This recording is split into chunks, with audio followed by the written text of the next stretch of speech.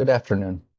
This video presentation is my Assignment 3 submission for Dr. A.J. Jacobs Sociology 4385 Fall 2024 course. I'm Benjamin Shaw, and my project will be covering Michel Foucault's thesis on prisons, discipline, and the Panopticon. This video presentation will defend the works of Michel Foucault, focusing upon his thesis on prisons, discipline, and the Panopticon, from his essays in Discipline and Punishment, found in the 1984 edition of the Foucault Reader.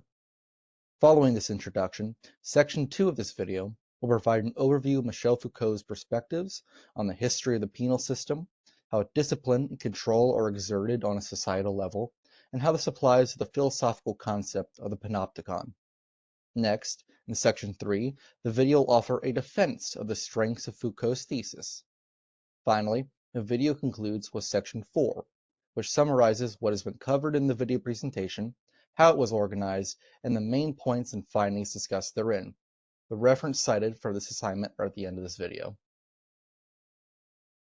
The core thesis Foucault presents of the penal system and its systems of discipline is that it has been instrumental in defending the power of the ruling class.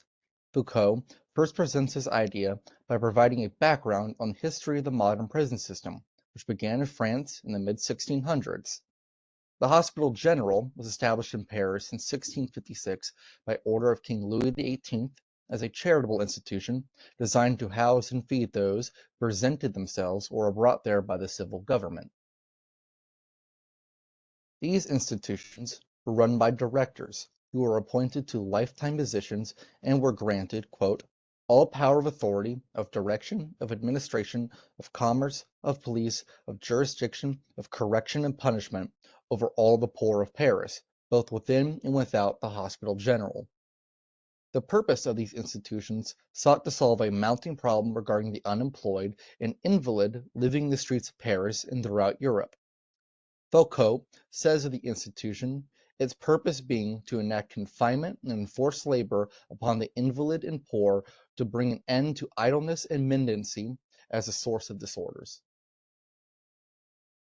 The nature of confinement, additionally, acquired new meaning during this period. Its repressive function provided a secondary incentive for the ruling class. Confinement meant turning previously delinquent, invalid, and undesirable peoples of society into productive members contributing to the prosperity of the whole.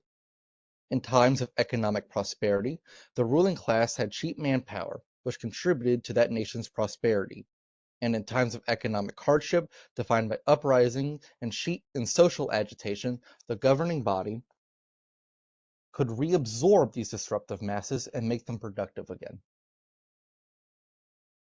When the Hospital General was first established, its purpose, above all else, was to suppress the practice of beggary, but found to be not only a cure for unemployment, but a great stimulus to the economy as well. English contemporaries to the Hospital General, in which they found confinement to be a stimulus to manufacturing, thus providing a further financial incentive to the practice of confinement. Private manufacturers frequently made use of free prison labor. An example of this can be seen in an arrangement made in 1708 that an entrepreneur would supply the prison at Charite of Toul with wool, soap, and coal and wood, and in return the establishment would return spun wool.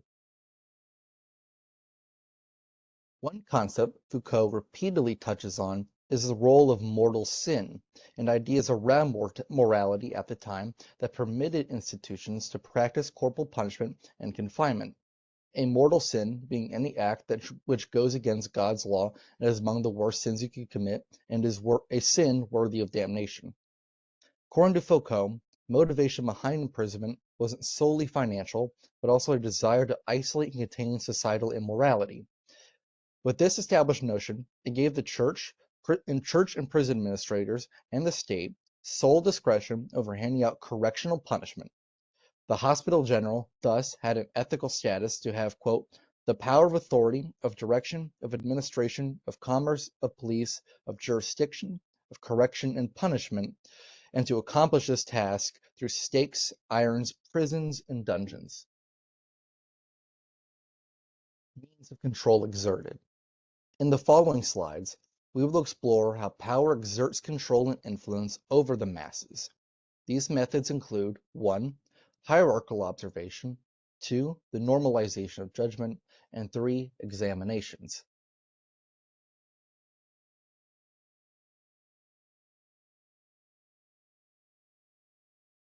Hierarchical observation.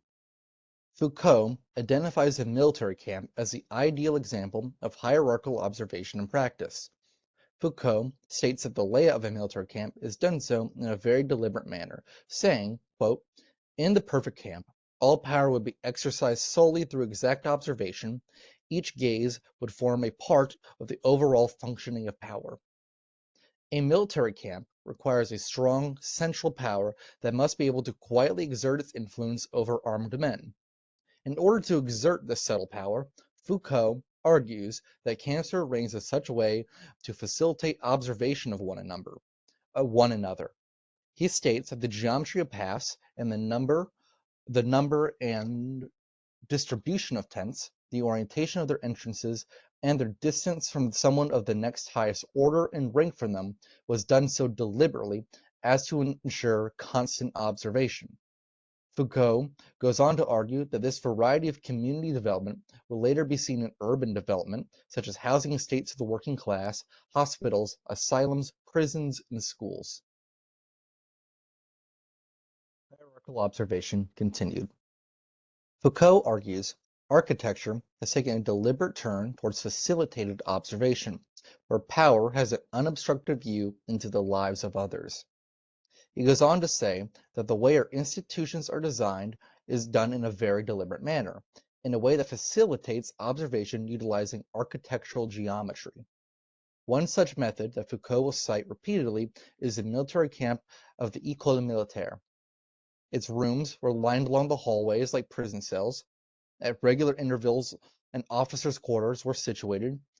At chest height, in each room there was a window looking into the rooms, which facilitated observation through the night, and the meal halls were designed to include a raised platform which allowed for instructors as to observe pupils, as well as having bathrooms with doors just tall enough to allow for some degree of privacy, but just enough visibility to allow for instructors to see the heads and legs of its occupants.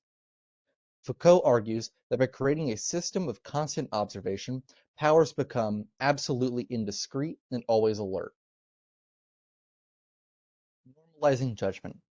Foucault introduces us to the concept of normalized judgment by giving an example of a minor judicial apparatus that can be found at the orphanage Chevalier-Paulette in France, in which a trial and disciplinary proceeding occur, all of which is orchestrated by use.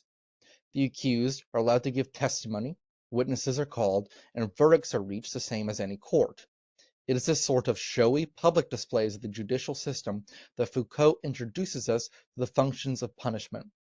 Punishment's function and purpose, according to Foucault, is to assess and set the standard for societal norms.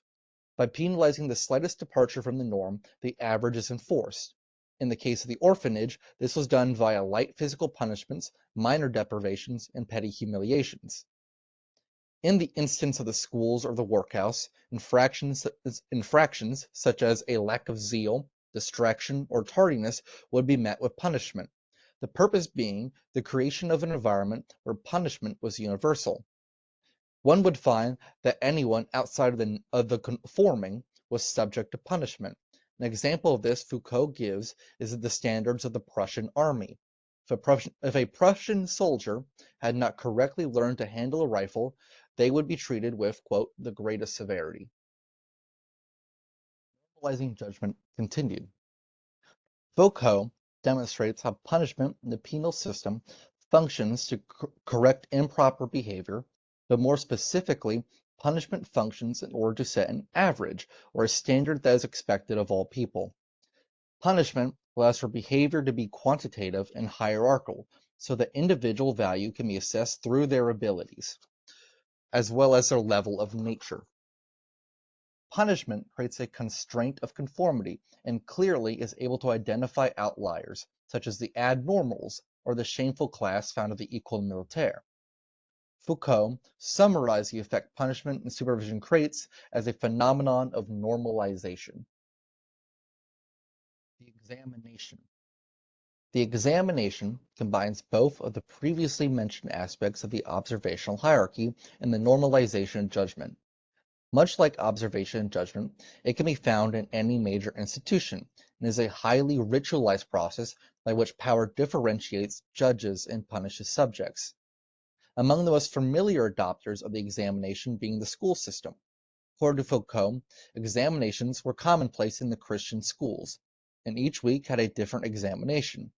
Pupils were examined for everything ranging from spelling, arithmetic, catechism, handwriting, and more.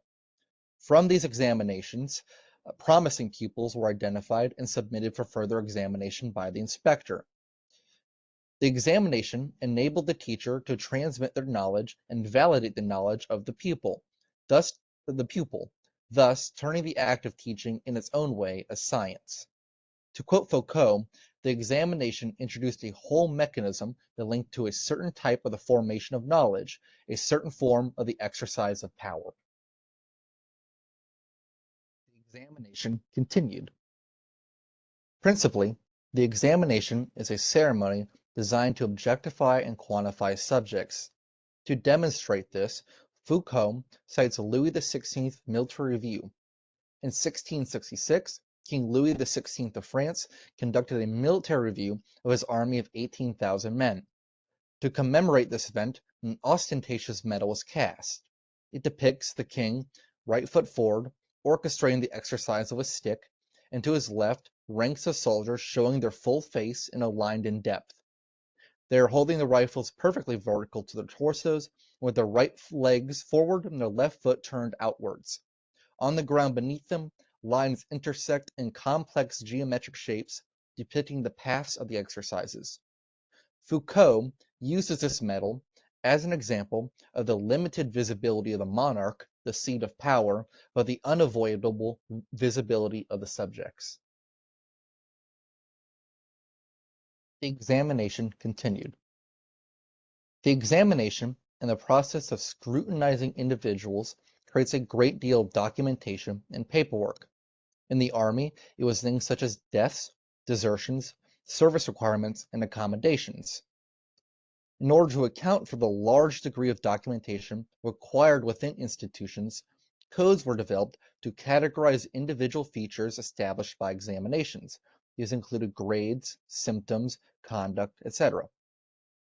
This system of documentation foundationally allowed for people to become objectified, to reduce an individual down to its features, their abilities or aptitudes, and secondarily, to create comparative data that gave an image of the societal average. Lastly, the culmination of the examination ultimately gives everyone a quote case. A case is an assessment by which power determines as to whether an individual is trained, corrected, classified, normalized, or excluded. An example that would be familiar to all of us is the process by which schools use examinations and subsequently cases to determine if you're allowed to advance to the next grade. Employers may use examinations to determine which of its faculty is let go, or a doctor may look at someone's case history to determine a diagnosis. The Panopticon. Michel Foucault describes the Panopticon as the architectural penal program of the 1830s. Originally envisioned by the English philosopher Jeremy Bentham, the Panopticon was a proposed design for a prison in which a circular prison is constructed with cells lining its walls, all facing the center of the circle. At the center of this circle is an observation tower, allowing for observation of prisoners at all times. The Panopticon, while a symbol of the pervasive surveillance of the penal system, is used as a metaphor by Foucault to illustrate the pervasive surveillance and systems of discipline within our society. Panopticism. Foucault concludes his musings on observation and judgment, first practiced within our prison system, as a phenomenon that has permeated all of our institutions and become a sort of societal panopticism. Foucault identifies the means of power exerted by the Panopticon as disciplines, that can be taken on by specialized institutions, such as prisons, correctional homes, or institutions that use it as an essential instrument to a particular end, or institutions that use it as an essential instrument to a particular end, such as schools or hospitals. Foucault argues the disciplines of the Panopticon permeate all of society, from the family to education and the military, medical and psychiatric institutions, or by the state, who must ensure discipline reigns over society through the police. Foucault makes clear that panopticism hasn't replaced other forms of power, but rather it acts as an intermediary between them and extends other forms of power's reach. Foucault's arguments about panopticism being an intermediary between power and its extended reach reflects the idea that power is no longer simply imposed through force or physical domination. Instead, it becomes more subtle, efficient, and pervasive by embedding itself in institutions, practices, and societal norms. By normalizing ideas such as constant observation and the scrutinization of individuals by even mundane forms of power, such as school teachers or employers, panopticism manages to act as an intermediary between power and extends its reach. Foucault argues the formation of the disciplinary society is connected by a number of processes: economic, juridico-political, and scientific. The following describes the functions and applications of the disciplines that Foucault identifies. 1. Cost efficiency. Disciplines aim to exercise power with as little as possible cost. This means using methods that are discreet, low profile, and that face little resistance, while still achieving maximum control and results. As we will soon explore, traditional forms of power prove to be costly to the system in a number of ways. 2. Maximizing efficiency. The disciplines desire that individuals maximize their potential and make them more productive, obedient, and useful, often by utilizing surveillance routines and classifications. If you desire an example of this, refer back to how Foucault described the early prison system. It sought to monetize the act of confinement by outsourcing forced labor to outside entrepreneurs. By utilizing additional means of control such as observation, normalized judgment, and examination, you create an environment of normalized punishment, surveillance, and maximization of individual abilities. 3. Organizing large groups.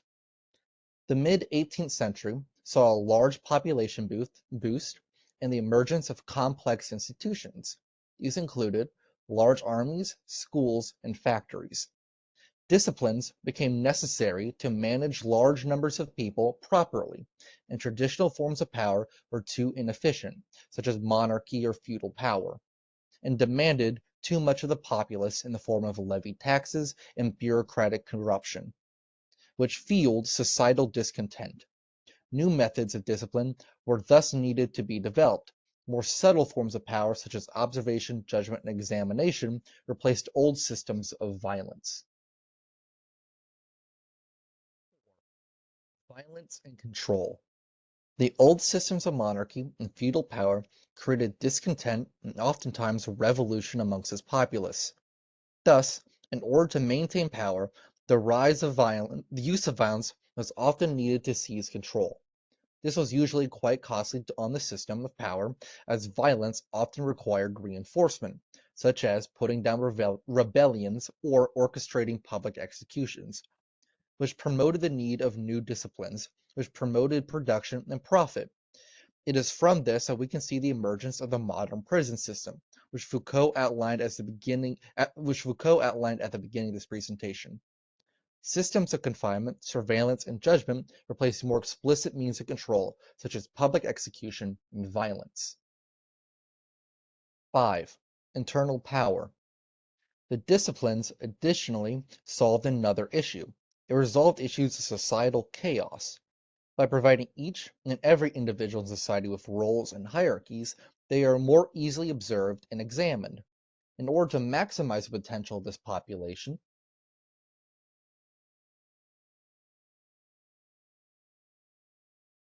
they are provided timetables, collective training, exercises, and total detail surveillance.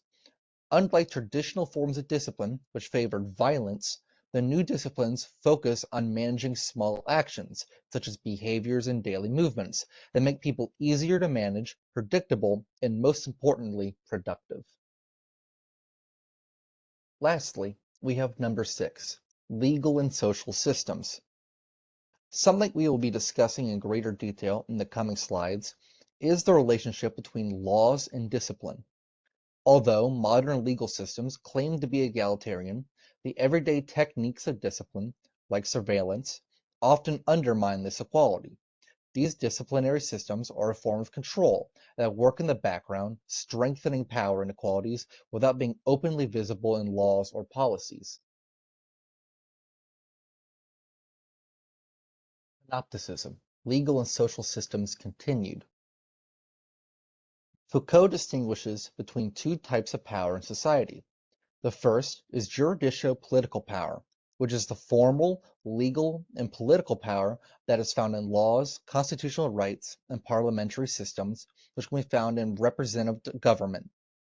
It's egalitarian in theory and allows for certain individual freedoms. The second form of power is disciplinary power, which operates more subtly than juridico-political power. It operates through rules, routines, and systems of control, such as seen in schools, workplaces, and prisons. This power is less visible, but crucial to promoting discipline. It functions on a micro level to shape individual behavior. The general rise of egalitarian law and freedoms that were championed by the Enlightenment was made possible by the use of disciplinary power. This power works behind the scenes, shaping people's behavior and keeping them in line, often without them realizing it. To represent this, Michel Foucault uses the Panopticon, a system where people are always being watched, like in prisons, as a symbol for this type of control. Panopticism, legal and social systems continued. Discipline is not the same as law. Discipline operates on a different level from formal laws. While laws are about rights and equality, discipline is about control and power imbalances. It focuses on regulating small, everyday actions and behaviors in ways that reinforce hierarchies. According to Foucault, discipline exists as a counter law.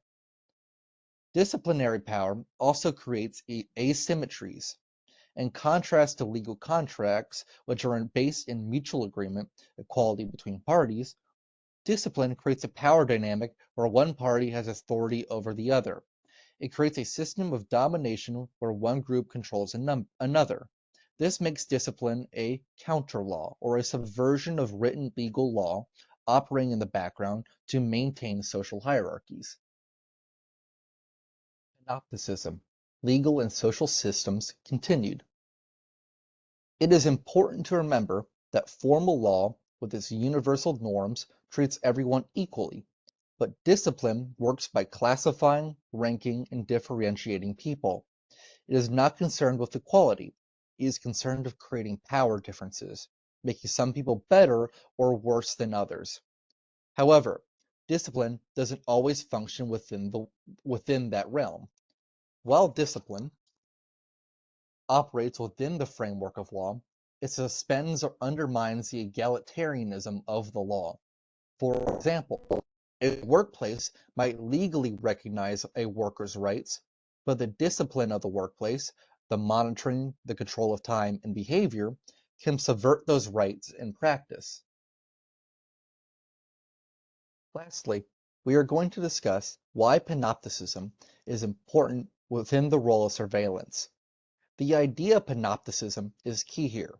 It refers to systems where individuals are constantly being observed, which makes them regulate their own behavior. This form of surveillance reinforces power imbalances because people are always being watched and controlled, even if they don't know it. This kind of subtle, pervasive power is foundational to the functioning of modern societies. Discipline is also an important element. Despite appearing as insignificant even in benevolent forms of power, such as training or organization, disciplinary systems are central to maintain the power structures of society.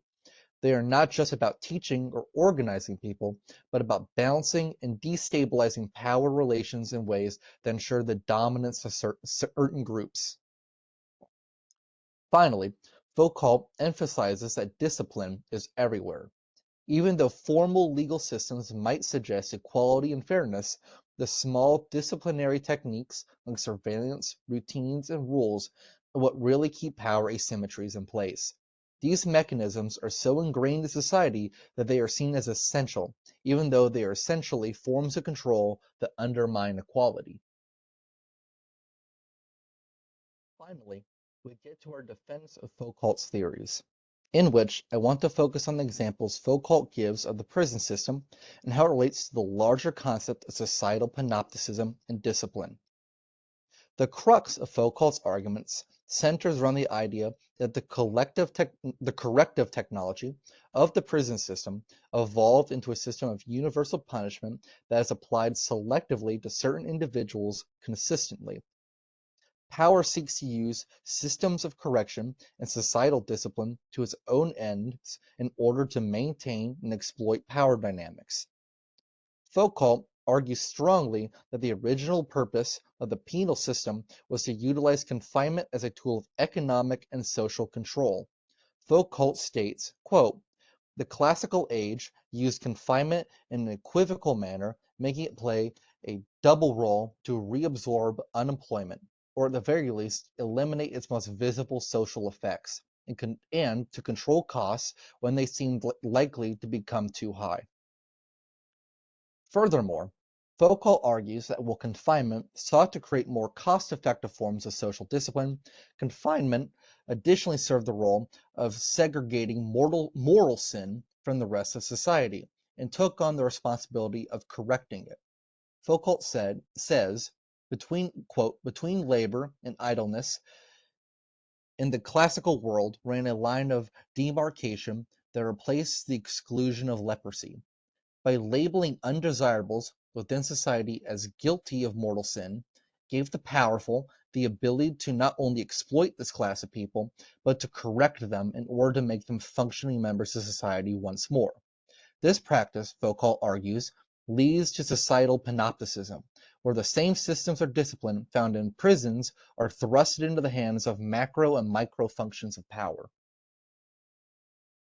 In defense of Foucault continued, Foucault's strongest evidence supporting societal panopticism and discipline comes from his examples of observation in the form of architectural geometry.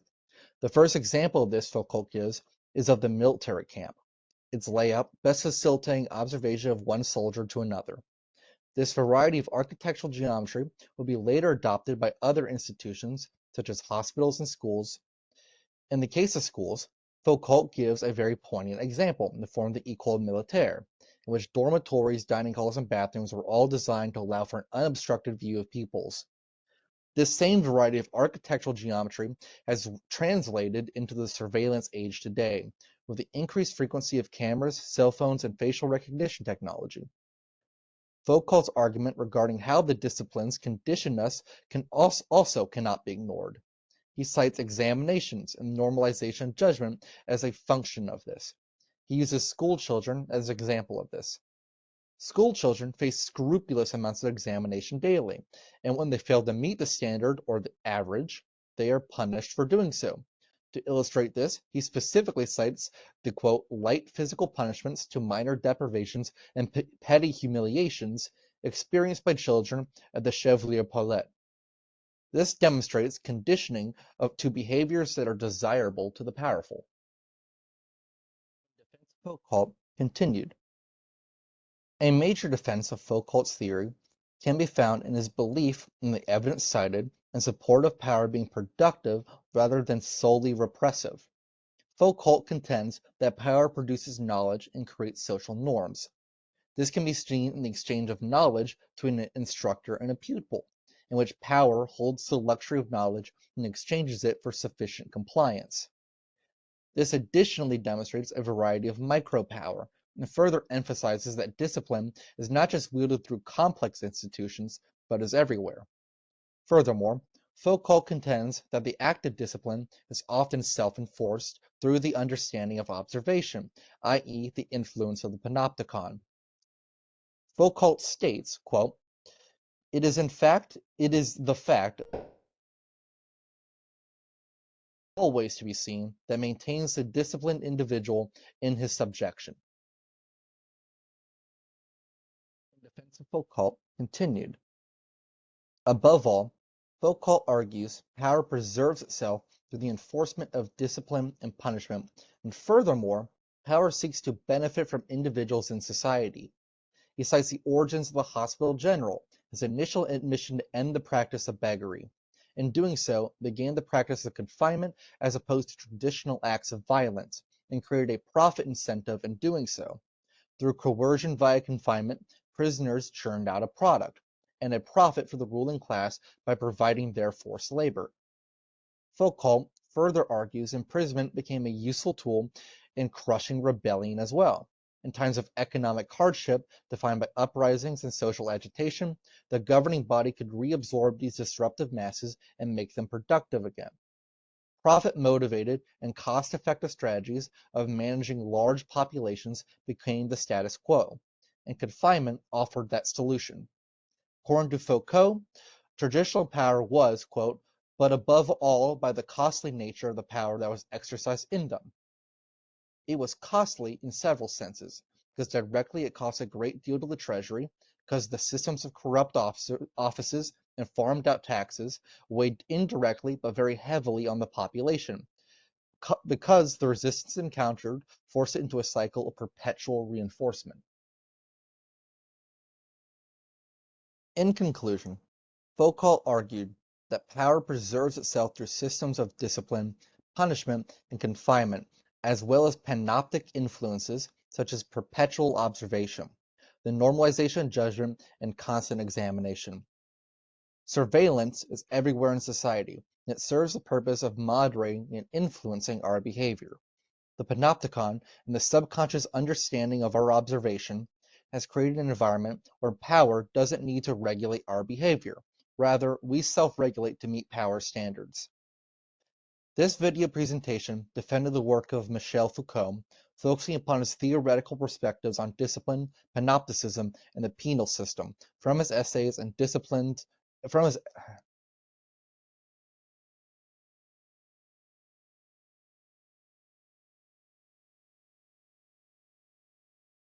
essays in Disciplines and Punish. Defending Foucault's theories on discipline requires emphasizing the complexity and subtlety of his insights into power, surveillance, and normalization. By shifting the focus from overt punishment to the micro-functions of power, Foucault provides a nuanced understanding of how power is exerted in modern societies. His emphasis on institutions, surveillance, and the production of knowledge shows how disciplines operate not just through direct punishment, but through shaping norms and creating self-regulating individuals. Through these concepts, Foucault's theories remain relevant for understanding how power and discipline continues to function in contemporary societies.